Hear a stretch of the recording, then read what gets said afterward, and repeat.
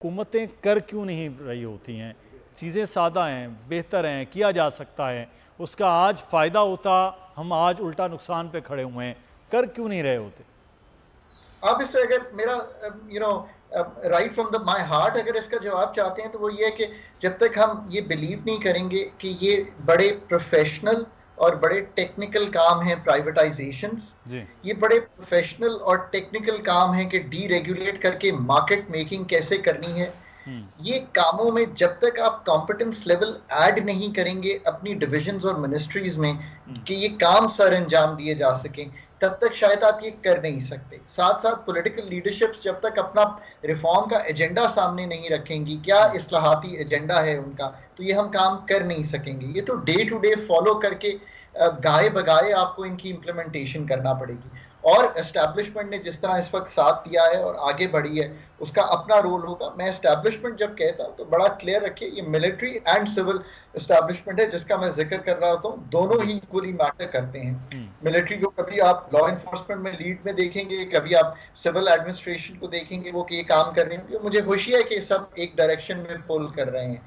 सो ये सब काम जब तक आप करेंगे नहीं और फिर इसका एक नैरेटिव बनाइए जो दुनिया को बेचिए कि आप इन्वेस्टमेंट लाना चाहते हैं, दुनिया आपको बताइए कि हम सिर्फ बेगिंग बोल लेके नहीं घूम रहे, पाकिस्तानी अवाम को बताइए कि हम बेगिंग बोल लेके नहीं घूम रहे, डोमेस्टिक इन्वेस्टर को एक्साइट कीजिए, लोगों को समझाइए कि स्मगलिंग, चोरी ये अच्छी चीजें नहीं है, आपको रेगुलेटेड मार्केट इकोनॉमी में वापस आना है। हुँ, आपको कहीं जगह पे टैक्सेशन शायद कम करना पड़ेगी ताकि आपको अफगान ट्रांजिट ट्रेड को आप मैच कर सकें। गाए बगाए आपको ये काम करना पड़ेंगे। आपको जो एग्रीमेंट है अफगान ट्रांजिट ट्रेड का, उसको दोबारा इंटरनेशनल मॉडर्न लाइंस पे लाना पड़ेगा। अब मैंने तो आपके सामने बहुत सी चीजें रखी हैं जो आपको करनी है। असल सवाल आपका बहुत अच्छा है कि ये चीजें फिर कैसे की जाए।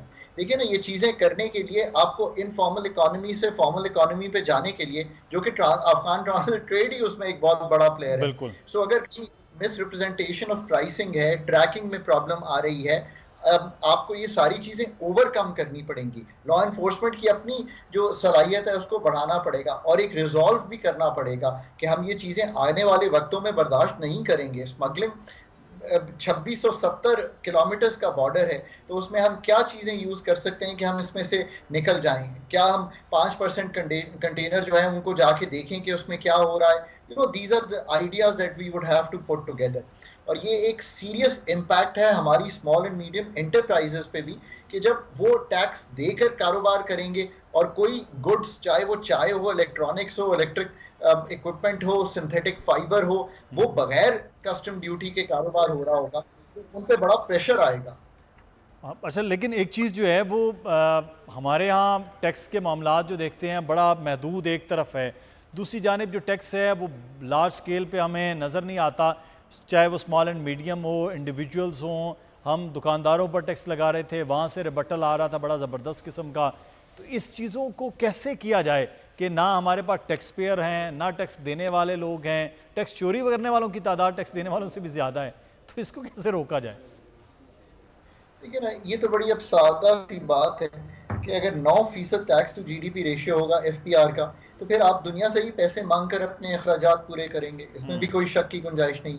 अगर आप रियल एस्टेट पे टैक्स पूरी तरह से नहीं लेना चाहते, अगर आप एग्रीकल्चर इनकम को पूरी तरह से टैक्स नहीं करना चाहते, अगर आपके रिटेलर्स 3,000 रुपए टैक्स लगने पर सड़कों पर आ जाएंगे, तो फिर तो हालात ऐसे ही चलेंगे कि 18% इनडायरेक्ट टैक्स आपको बिजली के बिलों में लेना पड़ेगा, हुँ। क्योंकि आप डायरेक्ट टैक्स की तरफ जा नहीं सकते। अगर 70। सब्सक्राइब करें और बेल दबाएं ताकि कोई खबर रह न जाए।